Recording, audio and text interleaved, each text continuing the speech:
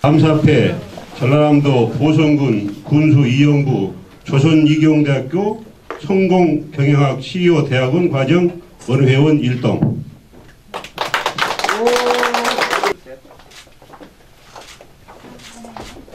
안녕하세요.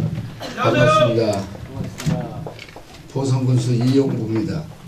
제가 태어나서 가장 행복한 순간을 오늘 맞이한 것 같습니다. 제가 행복이라는 단어를 참 좋아하는데요. 오늘 사실 강의하러 와가지고 여러분한테 배워야 될 것 같아요, 보니까. 그런데 여러분들이 모두 일어서서 이렇게 환대해 주시니까 이 호남의 정의 문화를 이 광주에서 물씬 느껴보는 그런 순간입니다. 아무튼 감사드리고요. 저에 대한 설명을 우리 황희봉 전 청장님 또 교수님이 충분히 말씀해 주셨겠지만, 저는 그 전라도의 보성, 여러분들이 다 잘 아시지만 보성에서도 중심이 아닌 그야말로 산간 오지에서 제가 태어났습니다. 제가 이제 1952년생입니다. 그러니까 제 나이가 연식이 좀 됐죠. 보기에는 아마 40대로 보일 거예요. 하지만 제가 이제 52년생이니까 요즘 나이로 보면 아직 혈기가 왕성합니다. 이제 건강 100세 시대를 맞이해서 우리가 살아가야 되고, 또 이미 여러분의 의사와 상관없이 이제 우리 시대는 건강 100세 시대가 되어버렸습니다. 인간의 기대 수명이 120세라고 하는데, 요즘에 태어난 사람들은 120세는 좋게 살 수 있는 그런 사회가 우리 앞을 지금 접근하고 있습니다. 제가 우선 저를 좀 간략히 소개를 해드릴게요. 정말 저는 우리 황청장님과 같은 동양이긴 하지만, 우리 황청장님은 따뜻한 그 도심지에서 태어난 사람이고, 저는 깡촌에서 그야말로 가난한 농부의 아들로 태어나서 먹고 살기 위해서 객지에 나갔고, 또 삶이 소중하기에 정말 살아가기 위해서 발버둥 치면서 소위 호남 사람들이 피부로 느꼈던 전라도 개통세, 화이, 따블배, 온갖 압박과 서름, 그 고통 속에서도 호남의 긍지를 잃어버리지 않고 당당하게 오뚜기처럼 일어서서 제가 대한민국 수도 서울에 서울특별시의회 의장을 최연소로 했는데, 그 나이가 아직도 깨지지 않습니다. 아셨죠?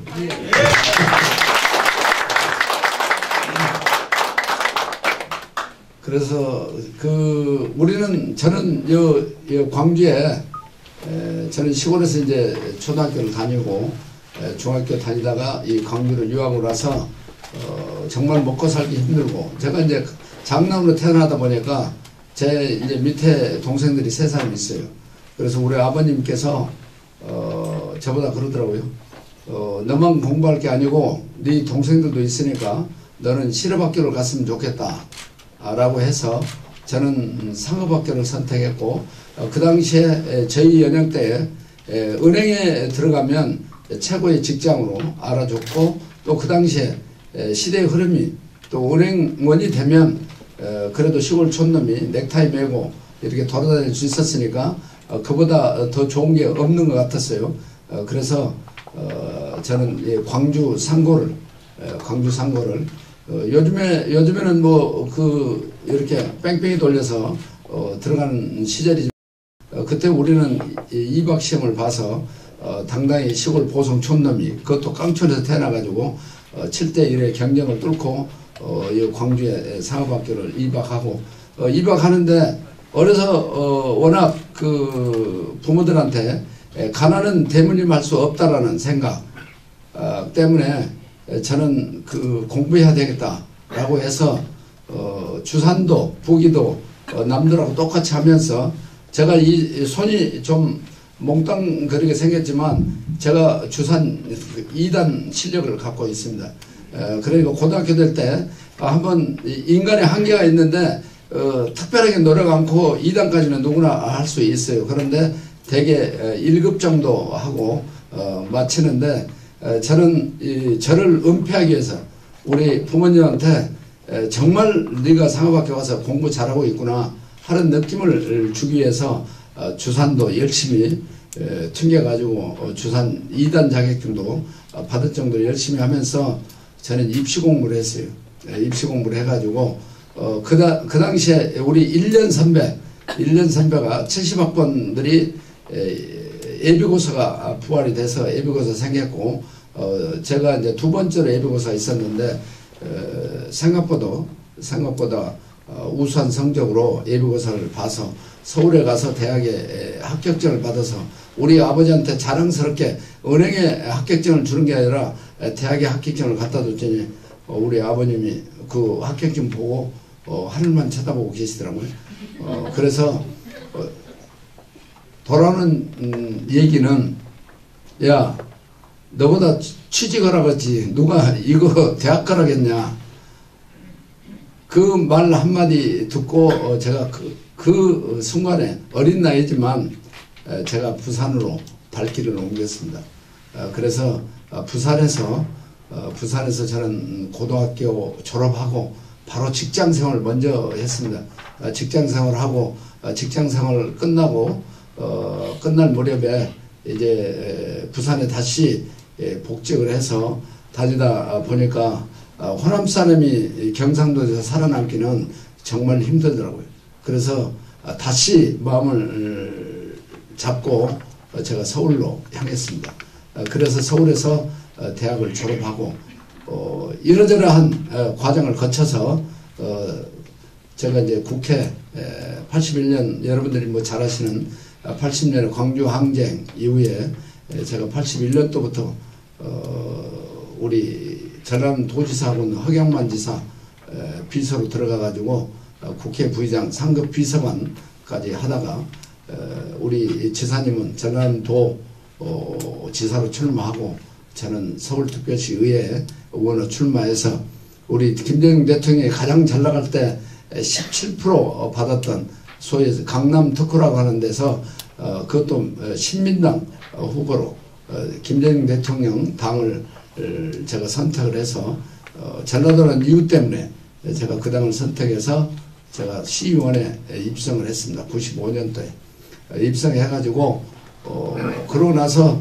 제가 전국의 지방의회 운영위원장 협의회장을 역임하니까 제가 조금 좀 배짱이 좀 있습니다.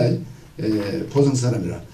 그래서 집권 여당, 야당 두 총재 국회 대회의실에 제가 세 분 단화에 앉혀놓고 제가 전국 지방의 보좌관 관찰을 위해서 국민대 토론을 주관한 사람입니다. 그랬더니 DJ 돌아가셨지만 그냥 뭐 그러더라고요. 야 자네는 다음에 국회 나서 그러니까 당의 총재가 다음에 국회 나는데 그 뭐 더 이상 바랄 게 뭐 있겠습니까? 그런데 제가 집에 와서 그 이야기를 했더니 기쁨은 잠시고 우리 집사람 하는 얘기가 당신 주민한테 한 얘기는 어떻게 책임지고 그런 생각을 하느냐라고 하더라고요. 근데 그 얘기가 저에게는 정말 오늘이 있게 한 계기가 아닌가 하는 생각을 갖습니다. 그래서 제가 지금 이런 얘기 하는 것은 사람이 성장하는 과정에서 누구나 성공의 조건은 다 갖고 있지만 그 기회를 어느 포인트에서 잡느냐에 따라서 그 사람의 그 현재의 위치는 달라진다고 생각합니다. 그 당시에 아마 제가 전라도라는 그 생각을 떨쳐버렸으면 아마 국회의원 한 4, 5선 정도 아마 할 수도 있었을 겁니다. 그런데 남들은 다 그래요. 대한민국 수도 서울에 서울시 의장까지 한 사람이 국회의원 바지 한 번도 못 달고 고향에 왔냐라고 얘기하는데 우여곡절은 많이 있습니다. 제가 뭐 그 이야기하면 긍정의 마인드보다는 부정의 마인드로 비춰주셔서 그 이야기는 생략하겠습니다만 그 당시에 제가 우리 주민들한테 이런 약속을 했어요. 잠실에 저밀도 아파트가 있는데 5층짜리 아파트가 1단지에서부터 5단지까지 시형 아파트까지 21,250세대가 저밀도 아파트입니다. 이건 아파트 개발 기본계획 안을 수립하지 않으면 고밀도 아파트로 만들어낼 수 없는데 저하고 고건시장하고 파트너 했다고 하면 여러분이 믿겠습니까? 고건시장이 대한민국의 대통령 직무대행까지 하신 분 아닙니까? 그분이 서울특별시 시장 할 때 제가 서울시의회 의장을 했습니다.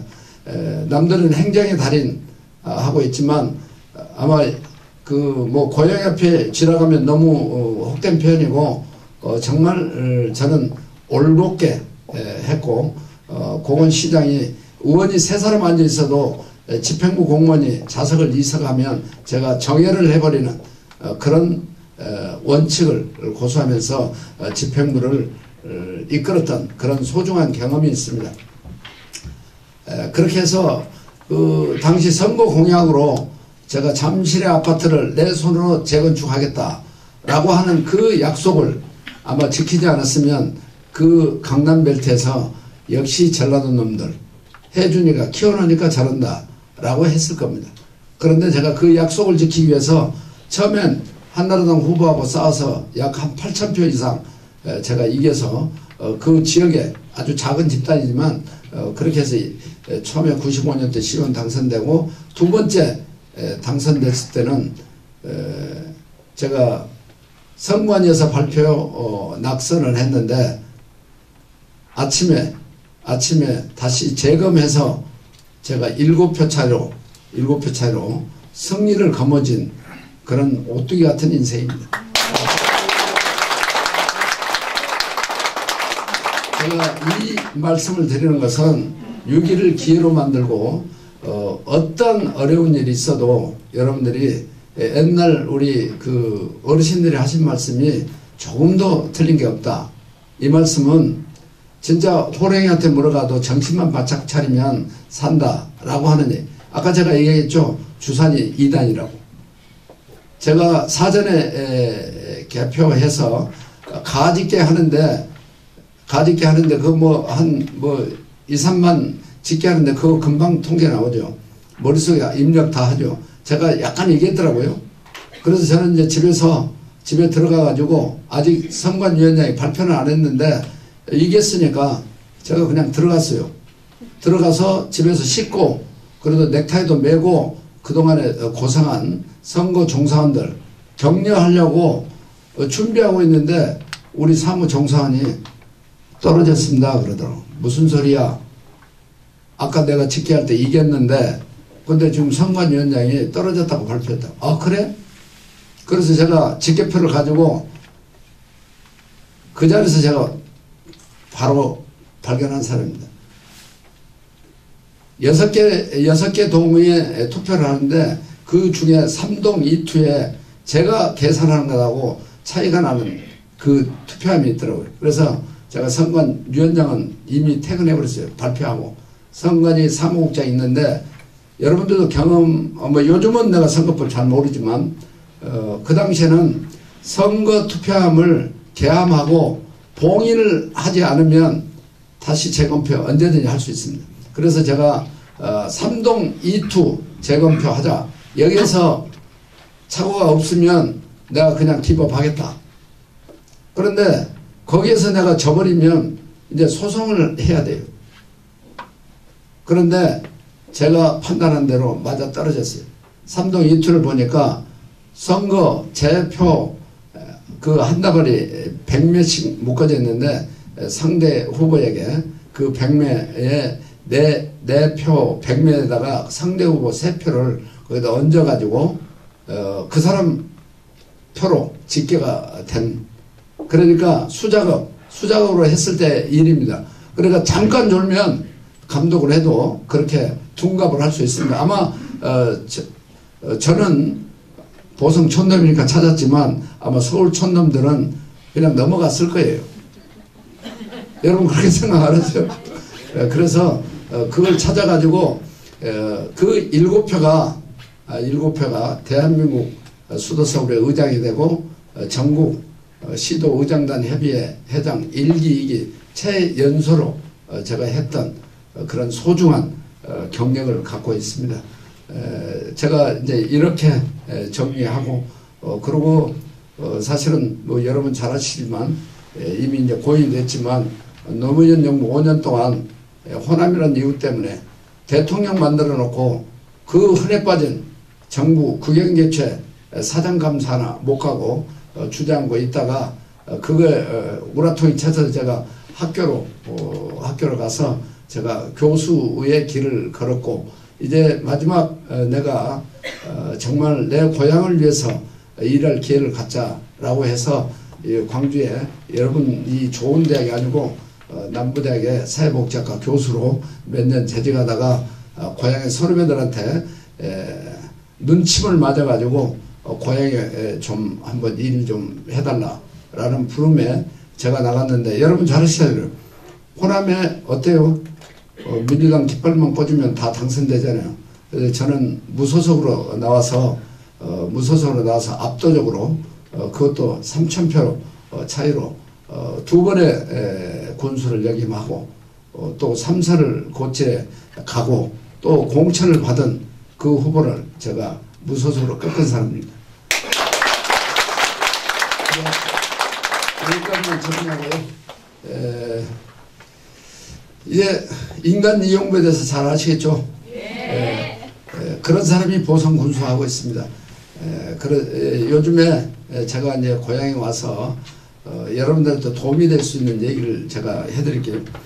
사실은 주제에 여러분들이 이제 성공하는 리더의 그 조금이라도 도움이 될까 해서 강의 자료는 제가 다 만들었습니다. 강의 자료를 만들었는데 여러분 집에 가서 시간 나실 때 참고해서 보시고 제가 시간이 2시간 정도 되면 이 교과서를 중심으로 해서 여러분들한테 강의를 했으면 좋겠는데 여러분 충분히 뭐 이미 사회 경험도 있고 또 학부 다 나오셔서 이 뭐 강의 교재는 집에서 충분히 습득할 수 있을 거로 보고요.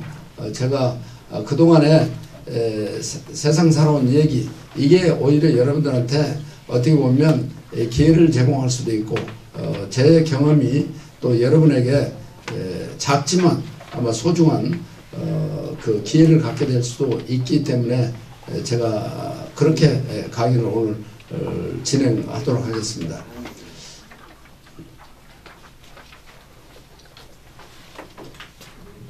우리 보성 녹차 줘서 제가 기다렸습니다. 감사합니다.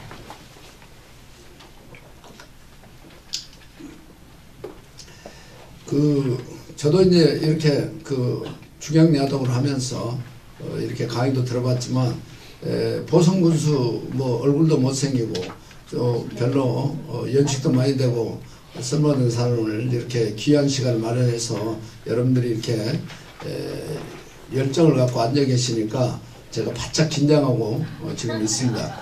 그런데 오늘 제가 드리고 싶은 것은 정말 세상은 넓고 할 일은 많다라는 말씀을 드리고 싶습니다. 그 이야기는 그동안에 우리의 유정자들이 정말 정치만 제대로 했더라면 오늘날 우리 대한민국은 이렇게 늦게 부상하지 않았을까라고 하는 생각을 제가 경험을 통해서 느낀 대로 제가 실제 현장에서 직접 체험한 것을 제가 말씀드릴게요. 제가 서울시 의장을 하면서 민간 해결을 제가 처음으로 시도를 했던 사람입니다. 동기를 어디서 가졌냐면 여러분 잘 아시겠지만 이제 정말 국경 없는 무한 경쟁 사회, 지식 정보화 사회에서 정보가 돈이고 권력인 사회가 됐습니다. 과거의 사회는 여러분 잘 아시겠지만 공급자 중심의 사회였다면 요즘은 소비자 중심의 사회입니다. 소비자 중심의 사회에서는 소비자가 왕이고 고객이 왕입니다. 그런데 우리는 그동안에 늘 권력이 이 사회를 지배했고 또 그런 빈곤의 악순환이 계속된 그런 상태에서 특히 호남에 정말 우리가 잃어볼 수 없는 우리 부모들 또 우리 부모 형제들이 가슴에 영원히 아마 죽을 때까지 잊어볼 수 없는 5.18 사태 이런 정치의 소용돌이 속에서도 정말 우리는 서울에 살면서 호남의 긍지를 떨쳐버릴 수 없어서 열심히 살았는데 그 중심에 제가 서울시 의장을 하면서 그 당시에 우리가 사회에 보면 많은 사람들이 해외를 나가면 지방원들은 그냥 놀러 다닌다, 관광하러 다닌다, 왜 관광이다 이렇게 이야기하는데 저는 여기서 이런 말씀 드리고 싶어요. 우리 바로 인근에 있는 조선족이 지금 우리 지금 한국 사회에서 살고 있는 사람이 약 100만 명이 좋게 넘을 겁니다. 그리고 요즘 여러분 우리 사회가 어떤 사회가 됐습니까? 흔히들 요즘 사회를 고령화 사회라고 하죠. 고령화 사회인데 여기 이제 사회복지 전공하신 분들은 수치화시켜서 다 알 수 있겠지만 고령화 사회는 유엔이 정한 고령화 사회 고령의 연령을 보면 65세 이상 노인이 전체 국민의 차지하는 비율이 14% 미만일 때 고령화 사회라고 합니다. 지금 우리가 13%가 약간 넘었죠. 그래서 현재 우리 사회를 고령화 사회라고 하는데 우리 보성 같은 데는 노인 차지한 비율이 약 34%입니다. 그러면 34%라면 어떤 사회겠어요? 지금 이제 우리가 고령화 사회, 고령 사회, 초고령 사회 이렇게 일컬고 있는데 흔히들 이렇게 우리가 매스컴을 보면 어떤 사람들이 토론하면서 고령 사회라고 이야기하기도 하고 고령 사회라고 이야기하는데 적어도 여러분들만큼은 그런 개념 정도는 정확히 아시는 게 좋을 것 같아서 제가 참고로 말씀드리겠습니다. 이 고령화 사회는 그러니까 전체 국민의 노인이 차지하는 비율이 13% 미만일 때 우리가 고령화 사회라고 하고 14%에서 20% 사이를 우리가 고령 사회라고 합니다. 그리고 20% 이상이 될 때 초고령 사회라고 합니다. 그러니까 지금 전라남도의 고흥과 우리 보성은 30%가 넘습니다. 그래서 초고령 사회를 우리가 유지하고 있습니다. 그런데도 불구하고 우리나라 정책은 어떠냐? 여러분 아시겠지만 어때요? 일반 국민들한테 전체적으로 골고루 지방자치가 232개 지방자치단체가 있는데 그 중에서 우리 같은 경우는 고령화 사회 예산을 가지고 초고령 사회에 임하는 그런 정책을 펼 수밖에 없잖아요. 그리고 우리는 종잣돈 갖다가 고령 사회에 대비한 정책을 펼치고 있습니다. 그러니까 얼마나 이 정부에 대해서 노인들이 하소연이 많겠습니까? 그러니까 각 지자체별로 예산이 없어가지고 광주도 모 구청 보니까 공무원들 봉급 줄 예산이 확보 안 돼서 금년 11월까지만 예산 책정하고 추경의 예산이 확보되면 별도로 12월까지 예산을 마련하겠다고 하는 그런 제가 보도를 접한 적이 있는데 그건 아이디어 싸움입니다.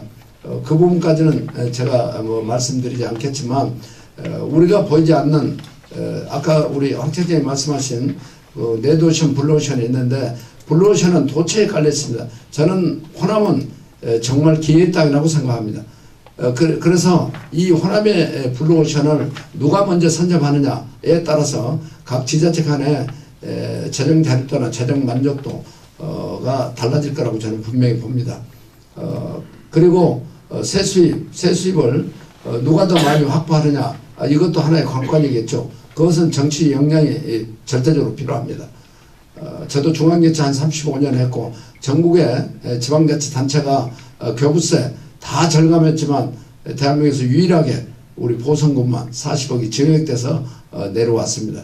그런 노하우를 제가 갖고 있기 때문에 오늘 제가 말씀드린 것은 우리 조선족이 그렇게 많이 살고 있는데도 불구하고 우리가 그동안에 유정자들이 조선족을 위한 정책을 폈지만 고려인에 대한 정책은 누구도 펼치지 않았다는 얘기. 그래서 우리가 해외를 여러분들이 많이 다녀오셨겠지만 해외 가서 보면 우리 국민의 혈세를 가지고 봉급을 받는 애교관들보다 오히려 민간 차원에서 활동하고 있는 그런 분들이 훨씬 더 국익을 위해서 도움이 될 수 있는 사람이 많이 있다. 그래서 제가 서울시 의장을 하고 저하고 바톤 타치하는 이명박 정부에 제가 건의를 했어요.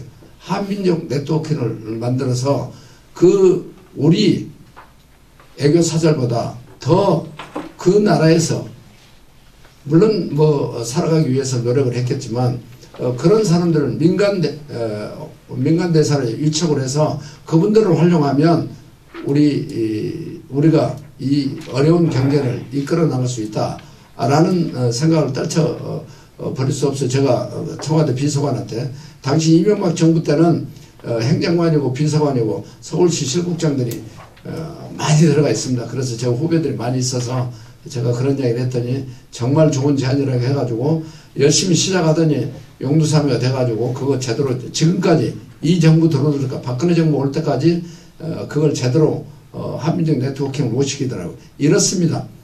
제가 여러분들 아마 아프리카 혹시 다녀오신 분 계십니까? 아프리카. 예. 혹시 어디? 파푸아뉴기니아. 예. 아프리카 다녀오셨으니까 아프리카에 대해서 자신있게 한번 얘기할 겁니다.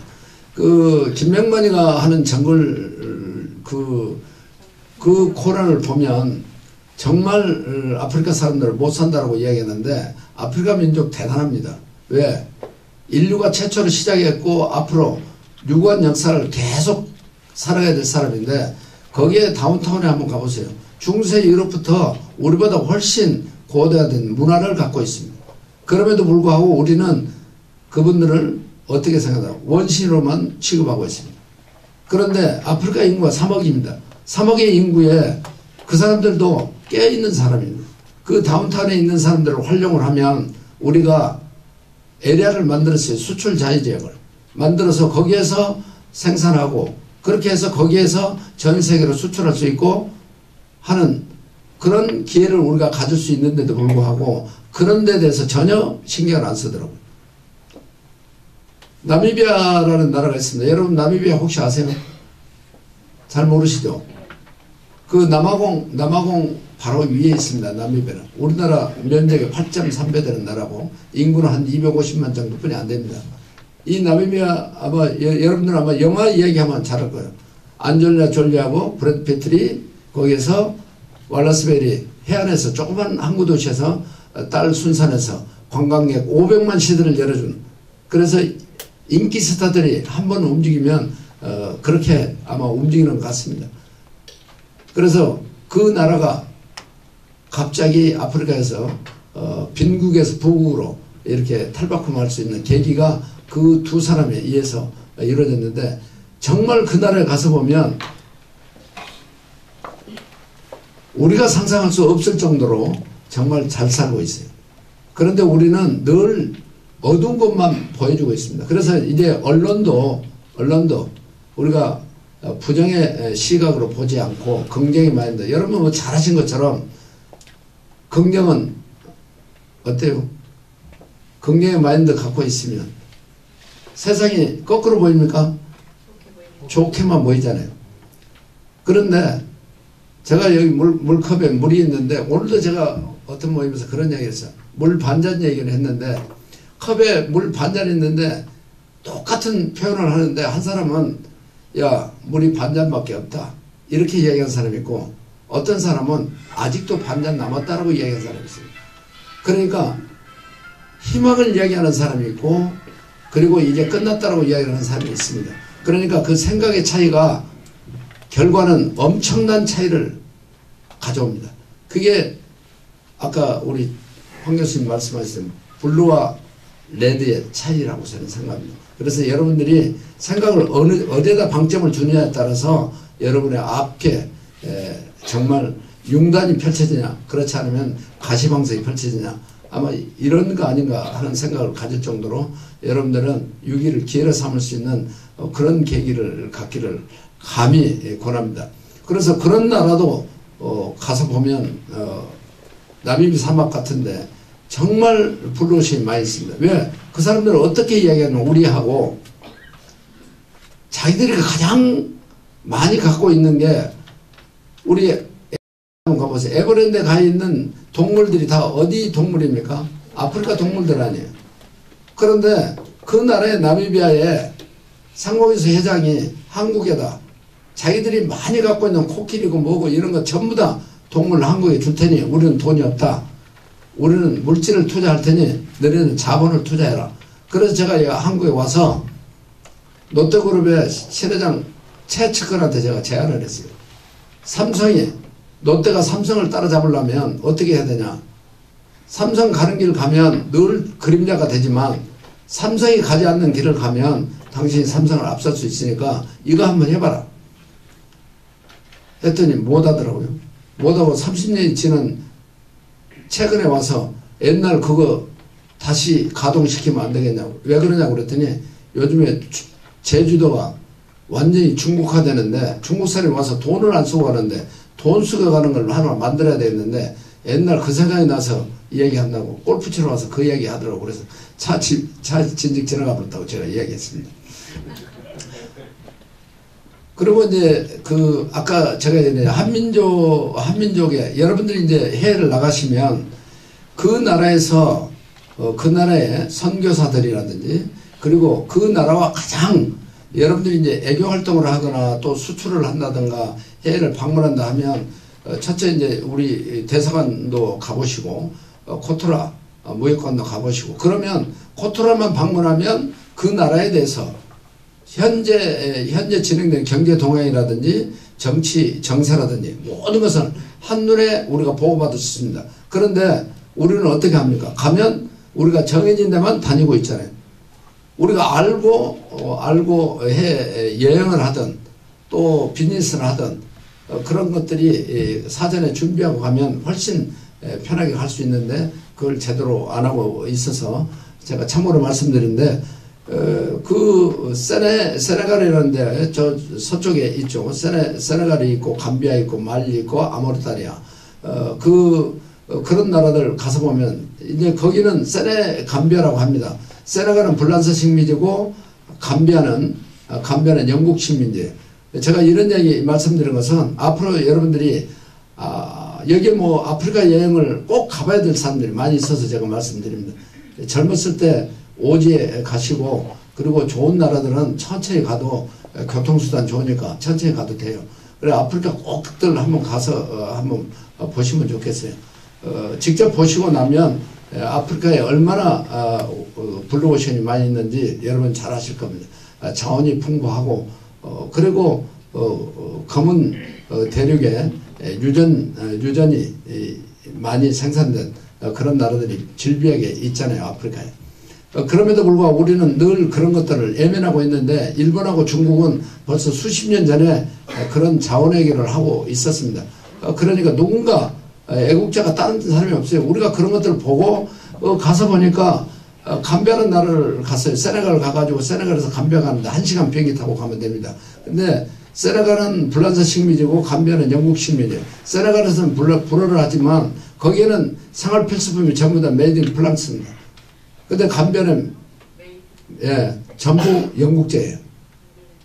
그런데 우리는 여기 앉아가지고 아프리카 뭐 이야기할 때 보면 그냥 전부 못 사는 나라니까 그냥 한쪽으로 다 제껴 부르고 사는데 진짜 거기 한번 가서 보세요. 그래서 세네감비아에 그 세네갈 사람들이 우리 2002년 월드컵 했잖아요. 월드컵 때 어땠어요? 우리가 일본하고 뭐 반일 감정이 그동안 고조되고 또 우리의 그 위안부 할머니들 때문에 아직도 해결되지 않는 그런 문제들이 많이 있지만 유독 우리 국민은 또 운동선수들 일본하고만 싸우면 무조건 이겨야 된다는 그런 생각 때문에 더 분발해서 잘하잖아요. 그런 것처럼 세네갈이 불란서 식민지였는데 2000년 개막전 때 세네갈하고 불란서하고 붙었잖아요. 그랬을 때 우리가 약자 편이었잖아요. 우리가. 그래서 세네갈 응원해줬는데 세네갈이 그 다음에 다른 경기할 때 세네갈 국민들이 전부 우리 대한민국을 응원하고 했죠. 그 사람들이 한번 생각해서 그 사람들이 불란서에서 우리처럼 일본의 식민지 생활을 했기 때문에 그 사람들 그런 생활을 했어요. 그래서 그 사람들이 그 축구 경기를 통해서 세네갈이 아주 정말 자기의 그 압박과 서름을 일거에 해결해버리는 불란서를 격침해서 세계 언론들이 스포츠 기자들이 다 놀란 그런 2002년이 있었는데 그런 것처럼 그 나라에 있는데 우리가 이제 여행을 갈 때 이 나라는 어디 속국이었나 이것만 보면 유럽에 갈 때 여러분들 유럽으로 가셔서 그 나라를 가면 그 아프리카 가는데 쉽게 접근할 수 있습니다. 왜냐하면 자기가 옛날에 지배했던 나라이기 때문에 전부 실크로드가 있어요. 그래서 불란서를 가면 아까 제가 얘기한 세네갈을 쉽게 접근할 수 있는데 우리는 지구촌을 한 바퀴 뺑 돌아서 그 나라를 가는 그런 우를 범합니다. 이제 그래서 영국을 가면 영국 공항에서 이제 감비아를 가기가 아주 쉽습니다. 그러면 감비아에서 바로 세네갈이 바로 옆이고 이렇게 해서 하는데 이렇게 이제 제가 아프리카 이야기를 했으니 이제는 우리 국민하고 정말 얼굴도 똑같고 언어도 똑같고 그러면서 우리는 제가 이제 우리 다음 세대들이 해결해야 될지 우리가 지금부터라도 손을 대서 해결해야 될지 이것은 과제이지만 저는 지금 실천을 하고 있습니다. 지구촌에 우리말을 쓰는 조선족이 있고 또 여러분 잘 아시는 고려인이 있습니다. 고려인이 지구촌에 지금 약 100만 그러니까 거기 우리 고려인들의 통계는 정확하게 나오지는 않았지만 우즈베키스탄 잘 아시죠? 우즈베키스탄에 고려인이 24만이 살고 있고 카자흐스탄에 12만의 고려인이 살고 있습니다. 그래서 이 고려인들이 지금도 지금 고려인 3세, 4세, 5세까지 나와 있습니다. 그런데 우리말을 그냥 그대로 쓰고 있고요. 그런데 이 고려인들에게 우리 정부는 정말 아무것도 해준 게 없는 것 같아요. 정말 이 사람들의 뿌리를 찾아보면 1931년에 스탈린의 강제 이주 정책에 의해서 그 사람들이 시베리아 그 북풍한산 몰아치는 시베리아 한복판에 탄광차에 실려가지고 강제로 이주해서 그야말로 다 죽으라고 하는 사람들이 불사조처럼 살아서 지금 카자흐스탄에 이주한 지 150주년 됐습니다. 그런데 그 고려인들에게 우리의 문화를 전수하고 우리의 기술을 전수해주면 우리의 국력은 글로벌 사회에 다시 더 성장할 수 있는 계기를 마련할 수 있음에도 불구하고 아직도 그런 생각들을 키워드를 키워나가지 않고 있는 것 같습니다. 혹여 그런 쪽에 관심 있는 분들 계시면 저한테 연락 주시면 거기에 저는 오랫동안 사람이 이런 것 같아요. 관계 속에서 모든 것들이 만들어지는데 제가 2000년대 그러니까 1999년에 그 카자흐스탄을 방문해서 카자흐스탄하고 그 당시에 박승주 대사가 저한테 이런 얘기를 하대요.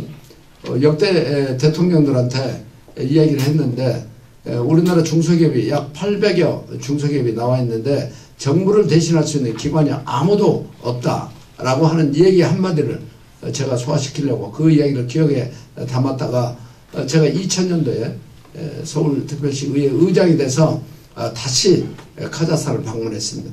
그때는 이제 제가 작지만 좀 힘을 가질 수 있는 대통령도 점심시간에 점심 먹을 수 있고 총리도 저녁에 아무 때나 만날 수 있고 그런 힘을 갖고 있어서 서울시 의장은 국회의원 3선 대우 해줍니다. 장관급 대우를 해주기 때문에 여기 광주시 의장 보니까 그렇던데 뭐 서울시 의장이 대통령 아무 때나 만날 수 있냐 이렇게 이야기했는데 만날 수 있습니다. 저는 그렇게 해왔습니다.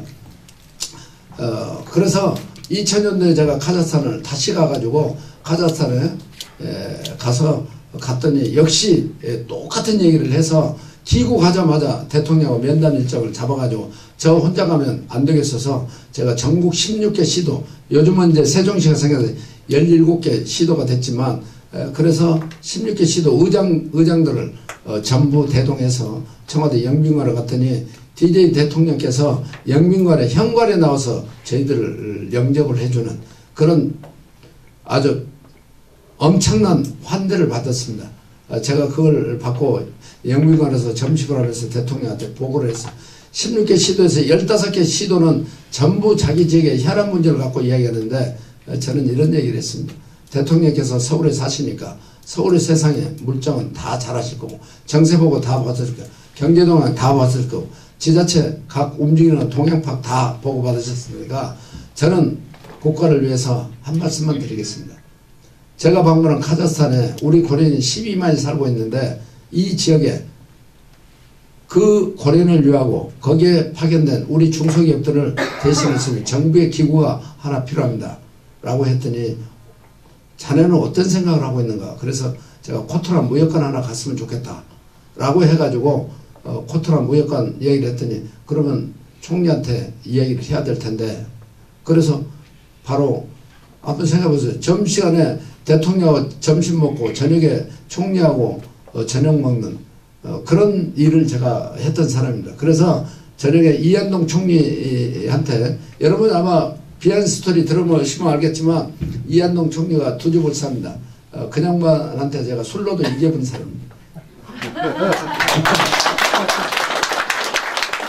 이 전라도 사람들이 에너지를 모아가지고 열정을 바치면 못 이룰 거 하나도 없어요. 우리가 정말 함께 해야 돼요. 그리고 어렵고 힘들지 않는 사람 어디 있습니까? 이 세상에 부족하고 미워하지 않는 사람 어디 있습니까?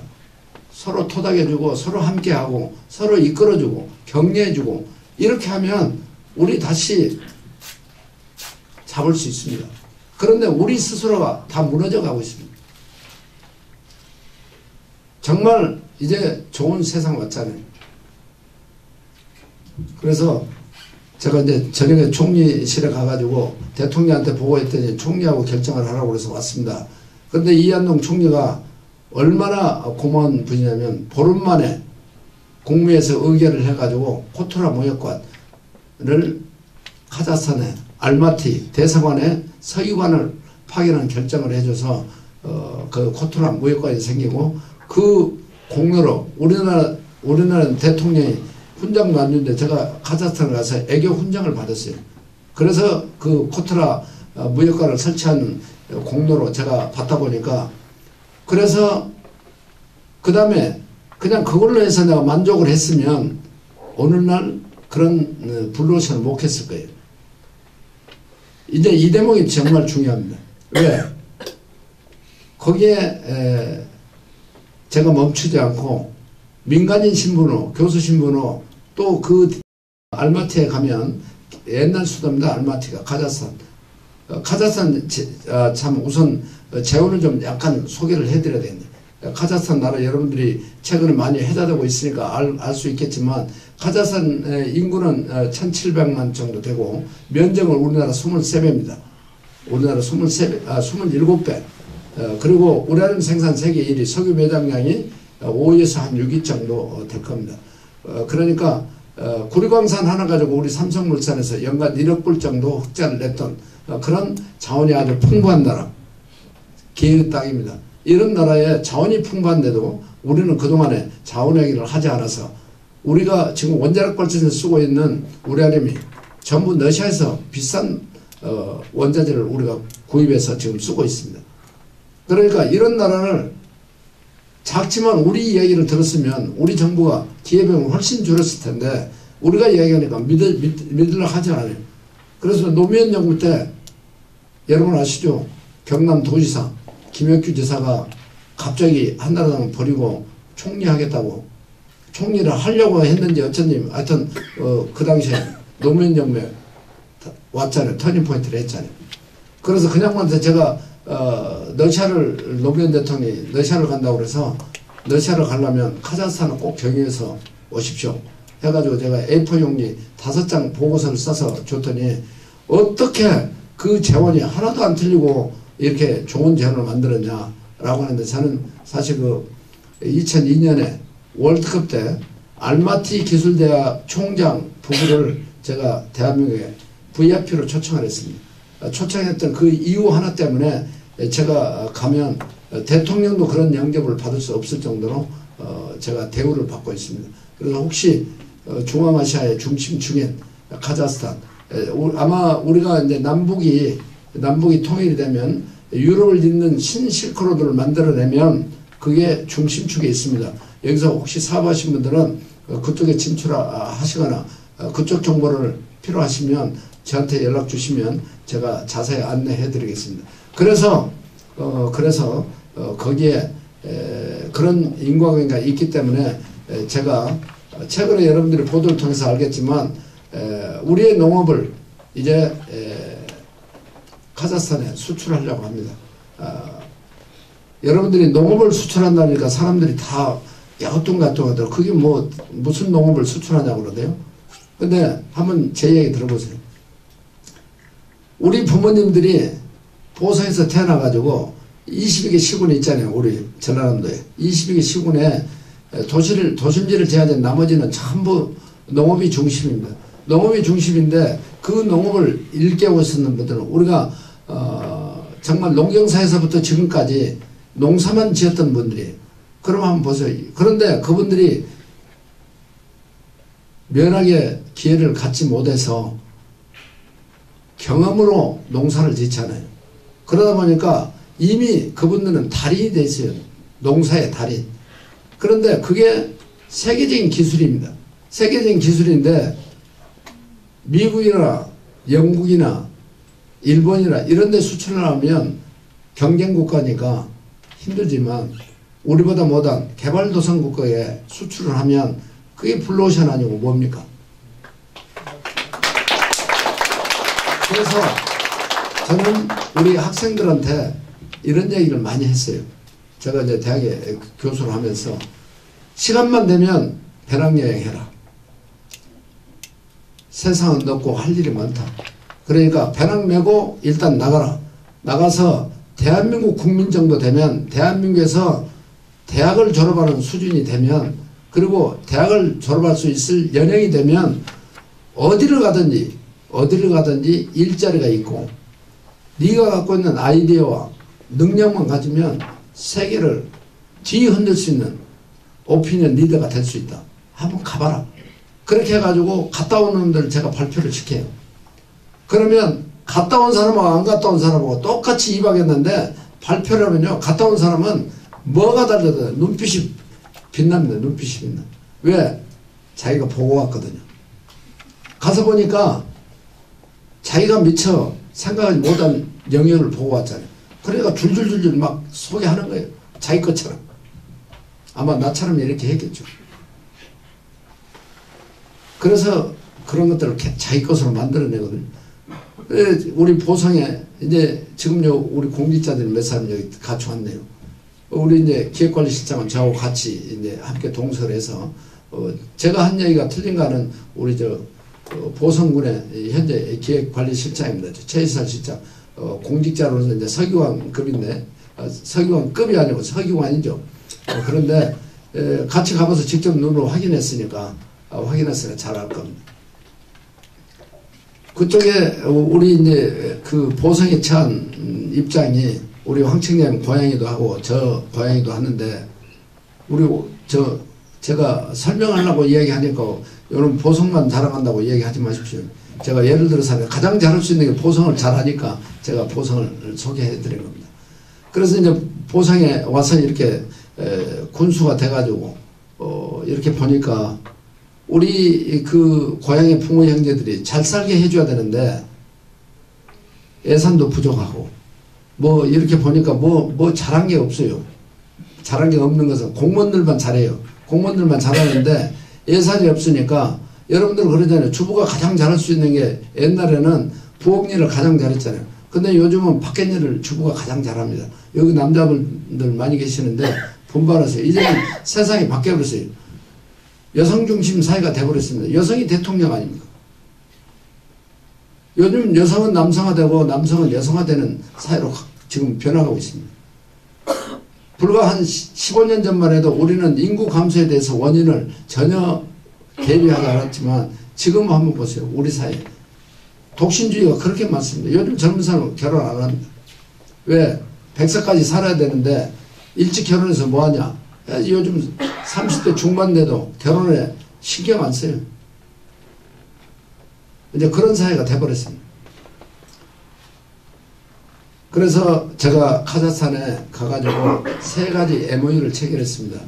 첫 번째, 이제 그 나라 국가가 신뢰할 수 있는 기관하고 MOU를 체결하고, 그렇게 해서 그 카자흐스탄 1,2군 군하고 MOU를 체결해서 서로 상호 교류 협력을 통해서 양 국가의 호의 원칙에 의해서 서로 국익에 도움될 수 있도록 서로 상방간에 유인할 수 있는 상생의 길을 모색하자라고 하고, 제가 통 크게 너네나라 땅 500만 평만 우리 보상해 달라, 이렇게 제가 제안을 했어요. 그러니까 그 사람들 뭐라 하게, 어떻게 대답했겠어요? 여러분들 가가지고 남은 나라 가서 너희 땅 500만 평 달라고 이야기하실 분 계세요? 그래야 옛날 우리 어르신들이 이야기한 거 하나도 틀림없어요. 알아야 면장한다고. 내가 그 나라의 재원을 잘 알잖아요. 우리나라 27배 큰 나라에 우리가 보면 제가 아까 얘기했죠. 북풍한산 몰아치는데 우리 고려인이 불사조처럼 살아왔던 그 지역에서 진짜 아무것도 없는 황무지를 개간해서 농사를 짓고 지금 세계 인류 국가를 도약해서 앞으로 향후 30년 안에 대한민국을 넘어서는 그런 국가가 되기 위해서 몸부림치고 있는 나라입니다. 그런데 우리는 늘 우리가 없는 땅, 우리 보성 같은 경우 산을 개간해 가지고 계단식 녹차밭을 만들어서 녹차가 한때 세계 중심이 됐잖아요. 지금은 보는 것으로 만족하는 그런 현상입니다. 그래서 녹차가 한때 정말, 그래도 지금은 녹차 수도이고 파워 블렌드를 하나 갖고 있지만 녹차가 사양사료라고 하는데, 녹차는 미래의 가치는 무궁무진하다고 저는 생각합니다. 그 무슨 말씀이냐면, 제가 고정관념을 떨쳐버리니까, 그리고 그렇게 하도록 유도하니까 다들 이제 해보자 라고 지금 하고 있어요. 그건 뭐냐, 우리는 조상대대로 내려온 관행농법을 하다 보니까 그걸 그냥 녹차로서만 기능을 발휘하고 있는 거예요. 그래서 시대의 흐름에 맞게, 시대의 트렌드에 맞게 새로운 시스템을 제가 도입한 겁니다. 왜? 요즘 젊은 사람들이 녹차 먹는 사람 어디 있습니까? 누가 언제 그걸 우려먹습니까? 시간이 돈인데, 정보가 돈인데, 브랜딩 차를 만들어야 돼요. 퓨전 차를 만들어야 돼요. 음악도 마찬가지입니다. 우리 보성이 소리의 고장입니다. 서편제의 번향입니다. 비조 박유전 선생이 서편제를 만들었어요. 서편제를 만들고 정유민 선생이, 여러분 잘 아시는 대한민국 100년에 한 번 나올까 말까 조상현 국창, 한때 실수로 인해서 인간문화재 박탈됐습니다. 100년에 한 번 나올까 말까 그런 인재들. 아마 이 사람이 경상도에 태어났으면 진직복권해서 인간문화재로 대한민국을 떠들썩하게 만들었을 겁니다. 그런데도 호남이라는 이유 때문에 아직도 복권을 못 해가지고 저렇게 아마 노후를 지금 맞이하고 계시는데, 그런 실정입니다. 그래서 제가 우리 녹차 농가가 지금 대한민국의 우리 녹차 점유율이 보성군이 34%입니다. 하동이 24%. 그러면 녹차 수도에 맞죠. 그리고 우리 보성 녹차가 지리적 표시 1호입니다. 그리고 보성하면 녹차, 그리고 벌교하면 꼬마. 근데 벌교를 보성 아닌 걸로 사람들이 생각하는데 보성 속에 벌교가 있습니다. 우리는 2개의 대한민국의 파워 브랜드를 갖고 있어요. 꼬막과 녹차, 꼬마. 그런데 이 꼬막은 어디서 탄생하냐? 대한민국의 가장 좋은 청정지역에서 생산됩니다. 갯벌에서. 이 갯벌을 어떻게 선택했냐? 우리 국민이 인정하는 갯벌이 아니고 세계기구 남사리 협의국에서 대한민국 최초로 연안습지로 지정한 거기가 우리 벌교 여자만의 갯벌입니다. 순천은 갈대밭 하나로 엑스포를 개최했습니다. 우리 여자만의 갈대, 그리고 등량 애당의 간척지, 여기에는 정말 블루오션, 생각에 따라서 아무것도 안 보일 수 있지만 저는 대한민국 최초로 지자체 단체장 출마하면서 경비행기를 타고 내 지역에 우리 보성의 상공을 4번 날아다녔던 사람입니다. 유튜브를 여러분 아마 보시면 이용부가 하늘에서 본 아름다운 보성이라고 유튜브를 제가 올려놨어요. 그걸 보면 보성의 아름다운 모습을 볼 수 있습니다.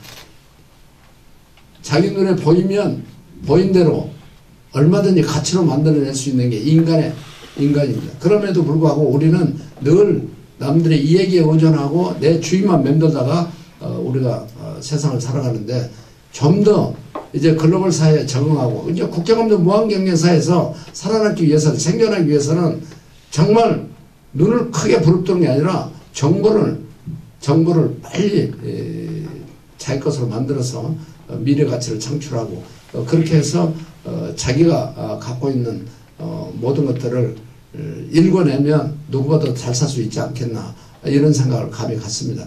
그래서 제가 우리 보성에 농업을 수출하기 위해서 산업 500만 평을 달라고 그랬는데, 지난해 12월 19일 날 119의 군수가 우리 보성군을 방문해서 우리 전남도 유일하게 겨울축제, 빛축제를 합니다. 차밥 빛축제를 하는데, 빛축제 개막식에 와서서 119 군수가 와가지고 이야기했어요.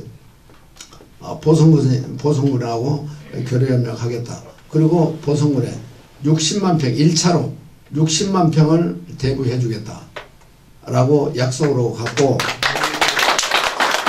이제 그래서 그런 그 발상의 전환을 통해서 미래 수혜에 창출할 수 있는 그런 대응 능력을 가지면 우리는 누구나 성공할 수 있습니다. 제가 지금 군수가 아니면 우리 보성에 제가 녹차 산업을 하고 싶어요. 근데 내가 녹차밭을 사면 군수가 다 해먹는다 싶어서 못하는데, 여기 계신 분들 혹시 녹차에 관심 있는 분들 우리 보성 오세요. 주소 갖고 오시면 자부담 얼마 안 들이고도 여러분들 살아나갈 수 있도록 제가 비전을 제시하겠습니다. 그 약속 하나 드릴게요. 우리 어르신들은 이제 녹차 한 몇십 년 이렇게 경작을 하다 보니까 그냥 좋을 때 생산하고 또 나쁠 때는 그냥 방치하고, 그리고 어떻게 해요? 요즘 지자체들 선출직이다 보니까 인기 영합주의에 사로잡혀가지고 표를 의식하다 보니까 그냥 퍼주기 해요. 퍼주기. 행정에 가장 빈곤한 게 퍼주기입니다. 퍼주기 행정 해가지고는 절대 지자체 발전할 수 없습니다. 저는 제가 현장 행정, 유민 행정, 책임 행정 이렇게 소통 행정을 하고 있습니다. 왜? 돈 안 들어가려고. 제가 현장 가요. 왜? 내가 눈으로 확인하지 않으면 저는 돈 안 씁니다. 그리고 돈 달라고 하니까 제가 밖으로 도망다니면서 해에서 팔로 개척하는 거예요. 베트남에 갔어요. 아까 우리 황청장님 몇 분 제가 이야기했는데, 한번 보세요. 이 베트남이라는 나라, 베트남의 나라는 어느 나라예요? 우리하고 뛸래야 뛸 수 없는 나라입니다. 월남 전쟁을 통해서 우리가 어떻게 됐어요? 옛날에 전쟁 이전에 베트남이 우리보다 어땠습니까? 훨씬 잘 살았죠. 그런데 오늘 어떻게 됐습니까? 지금 못 산다고 생각하죠.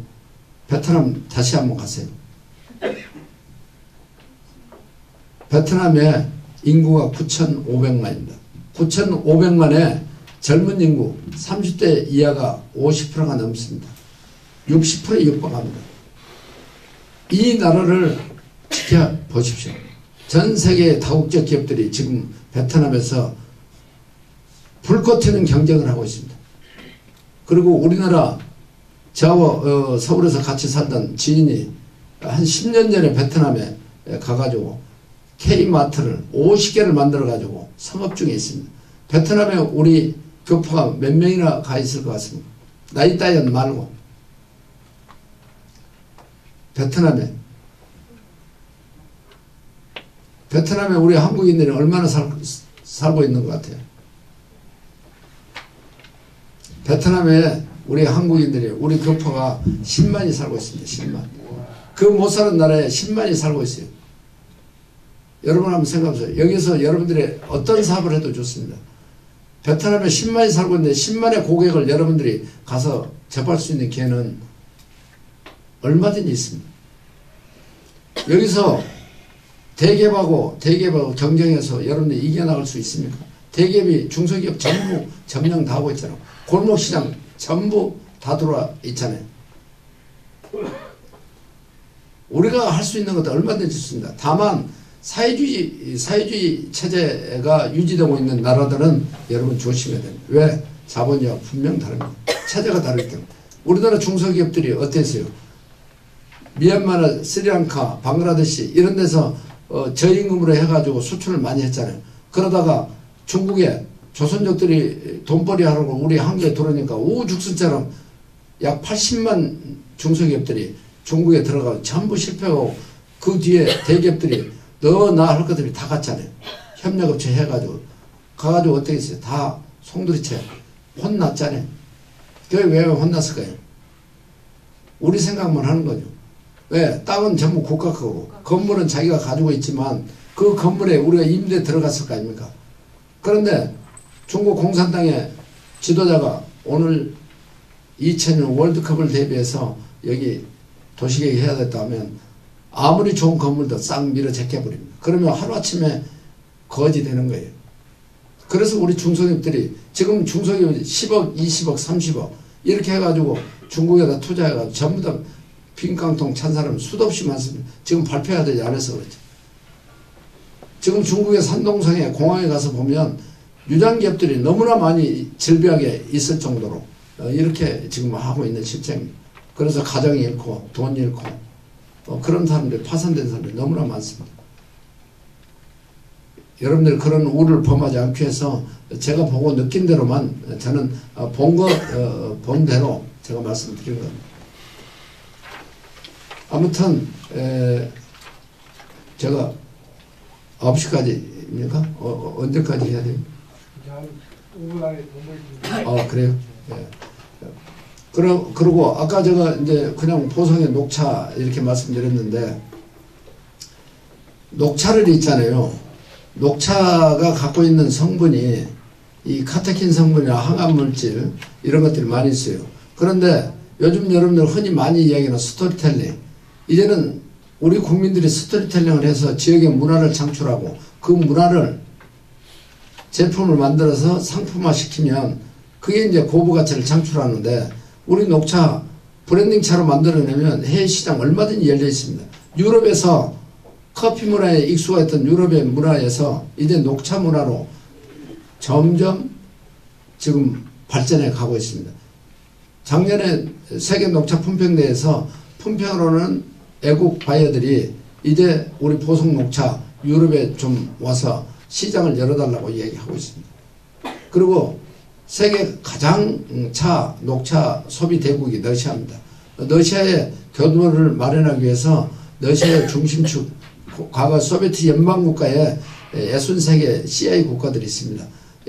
그 CI 국가에 수출할 수 있는 중심이 저는 카자흐스탄이라고 생각해서 카자흐스탄을 기회의 땅이라고 제가 2001년도에 매일경제 매경춘추, 서울경제 노타리 칼럼, 한국경제 환경 에세이 세계 경제지에 1년간 제가 고정 칼럼을 집필했습니다. 그때 여러분들이 자료에 보시면 다 나와 있습니다. 카자흐스탄 기회의 땅. 그게 지금 기회의 땅이고 이렇게 용솟음 치고 있습니다.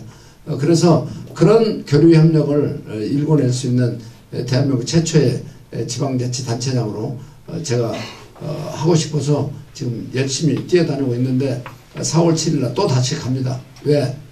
이제 문화 교류를 통해서 우리의 상품을 팔려고 갑니다. 한번 생각해 보세요. 그 나라가 우리보다 못 사는데 우리 이 비싼 녹차 가가지고 판매가 되겠습니까? 뭘 해야 되겠습니까? 여러분 생각은. 분위기 잡으려면 어떻게 돼요? 문화를 만들어야 되면. 그래서 제가 보성에 투자하라는 이유 중에 하나가 지난 연말에 우리 국회에서 차 산업 발전 및 차 문화 진행에 관한 법률이 통과됐어요. 그래서 이제 차에 대한 연관 제품, 차에 대한 문화 이런 것들을 얼마든지 할 수 있도록 법률이 제정이 됐습니다. 금년 1월 달에. 그래서 이제 시행령이 나오면 이제 본격적으로 사업을 시작해야 되는데 그걸 준비하기 위해서 제가 지금 해를 부지런히 다닙니다. 그리고 일본에 가면 일본의 차 관련 차 연관 제품이 200년, 300년 된 그런 역사와 전통을 갖고 있는 그런 사람들이 지금 있어요. 그래서 거기에서 제가 벤치마킹해서 우리 것으로 만들어내려고 지금 하고 있습니다. 그런데 우리 보성은 땅은 넓은데 사람이 없어요. 아까 말씀드렸죠. 어르신들이 15,700명이나 됩니다. 우리 보성 인구 46,000명이에요. 46,000명에 15,000명, 15,700명이 어르신들인데 34%가 어르신들이에요. 그러다 보니까 아무리 인구 유입 정책을 써도 인구는 날로 감소됩니다. 우리 보성 면적이 서울특별시보다 조금 넓습니다. 그래서 제가 서울보다 넓은 데서 살고 있으니까 제가 아주 해피하게 살고 있습니다.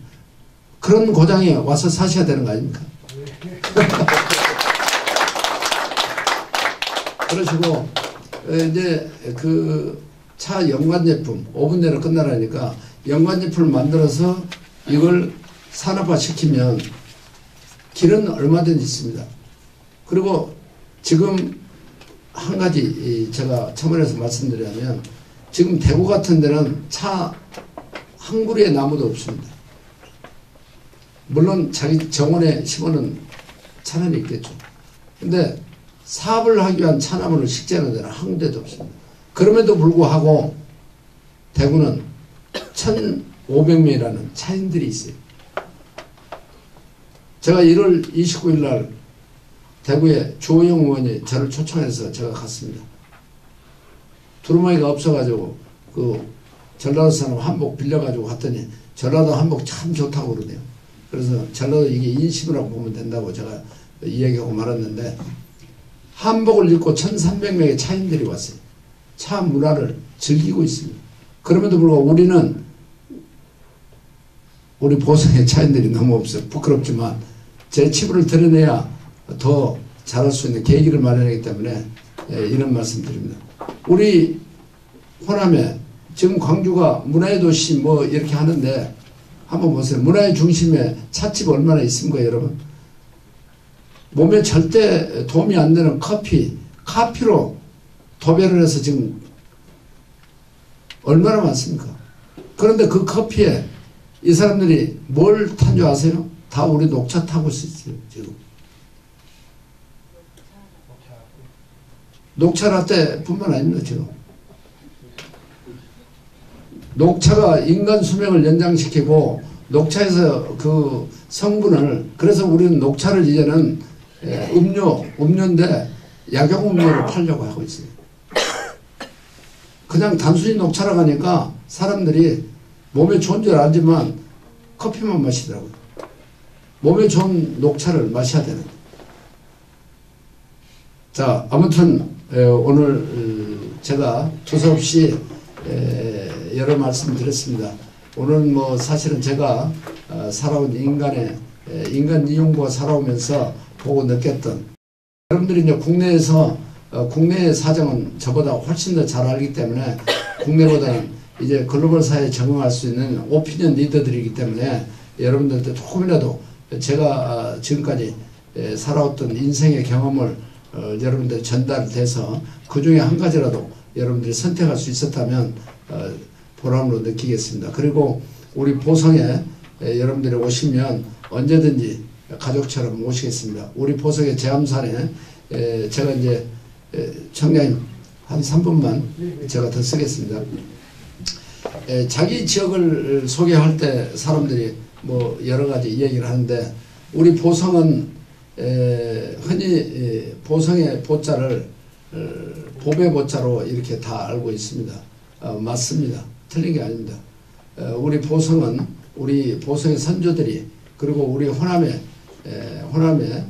중심축의 동부의 중심축인데 우리 보성에 오시면 여러 명산들이 있는데 그 중에 3개의 명산이 있습니다. 보성에 여러분들이 주소를 두시면 하고자 하는 일들이 다 잘 이루어질 겁니다. 왜? 임금 3분이 지켜주고 있습니다. 우리 보성의 제암산 그리고 제석산 그리고 임금이 앉아서 쉬었다 가는 존재산 이렇게 해서 임금 여자 쓰는 3개의 산이 있고 그래서 우리 선조들이 보성의 보자를 옥새 보자를 썼습니다. 그래서 저는 이름에서 우리 보성에서 생산된 농특산물을 미미보라는 이름으로, 미미옥새라는 이름으로 이렇게 이름을 해서 새로운 시대에 맞게 SNS를 통해서 보성을 지금 홍보하고 있습니다. 미미보는 만미자의 아름다울 미자, 그래서 옥새보. 보성에 오시면 옥새 여러분들이 주인이 될 수 있습니다. 우리 보성 오셔서 제암산에서 숲속 휴양관에서 워크숍도 하시고, 또 숲속의 교육관에서 교육도 여러분들이 직접 진두지도 하시고, 그 숲속에 있는 휴양관에서 여러분들이 편하게 힐링할 수 있는 공간도 있고, 또 온 가족이 올 수 있습니다. 임산부, 노약자, 장애인 누구나 와서 등산할 수 있는 5.8km의 데크로드가 있습니다. 지상에서 해발 500고지에 올라가면 해피존이 있습니다. 가장 인간이 행복감을 맛볼 수 있는 그런 해피존도 만들어 놓고 있고, 또 혹여 또 그런 게 싫으신 분들을 준비하기 위해서 전남에 전남권 건강관리센터를 만들어서 우리 여성들이 좋아하는 찜질방도 있고, 거기서 편하게 쉴 수 있는 공간들이 많이 있습니다. 즐기고 맛보고 또 보성의 향도 여러분들이 향유하면서 아름다운 세상을, 그리고 오피니언 리더로서 전남에 정말 교두보를 저희들이 만들어 드릴 테니까 보성에서 여러분들이 새로운 꿈을 심어가고 옹지의 날을 펴서 대한민국의 최고의 지도자로 이렇게 거듭날 수 있도록 되기를 진심으로 축원드립니다. 오늘 뭐 두서없이 제 짧은 미천으로 여러분들한테 이렇게 인사드릴 수 있도록 배려해 주신 우리 이공대 총장님, 그리고 황일봉 전 청장님, 또 황일봉 교수님께 진심으로 감사드리고, 끝까지 제 부족한 면을 여러분들의 청강함으로써 채워주신 여러분들께 진심으로 감사드립니다. 사랑합니다.